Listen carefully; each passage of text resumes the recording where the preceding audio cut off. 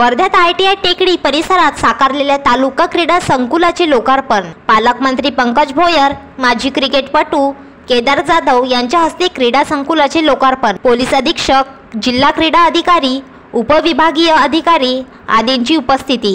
राजकीय विरोधकांनी 50 वर्षात काय केलं ते सांगावं, 10 वर्षात आम्ही काय केलं ते सांगतो, डिबेटला तयार असल्याचं पालकमंत्री भोयर यांचं वक्तव्य। जेवढं क्रीडा क्षेत्राचा विकास होईल तेवढा युवा पिढीला फायदा होईल। क्रीडा संकुल ITI ऑक्सिजन पार्क आणि परिसर Wardha nature and sports circuit म्हणून विकसित करणार असल्याचं भोयर यावेळी म्हणाले।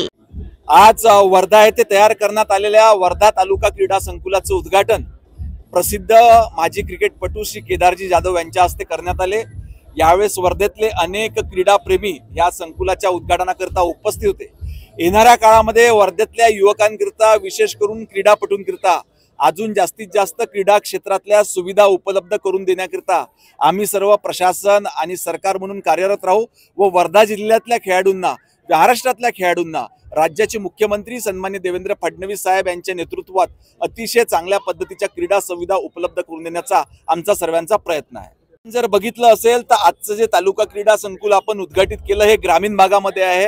सिंधी मेघे परिसरामध्ये आपण हे या ठिकाणी तयार केलेलं आहे। याच पद्धतीने सेलू असो, समुद्रपूर असो, कारंजा, आष्टी ह्या भागात देखील तालुका क्रीडा संकुल विकसित करण्यात आलेले आहे। महाराष्ट्रातल्या प्रत्येक तालुक्यामध्ये अतिशय चांगल्या पद्धतीचं तालुका क्रीडा संकुल विकसित झालं पाहिजे अशी भूमिका ह्या महाराष्ट्राचे मुख्यमंत्री सन्माननीय देवेंद्र फडणवीस साहेब आहेत। तर निश्चितपणे याला लवकरात लवकर निधी उपलब्ध करून देण्यात येईल। Vidarbha city news Wardha.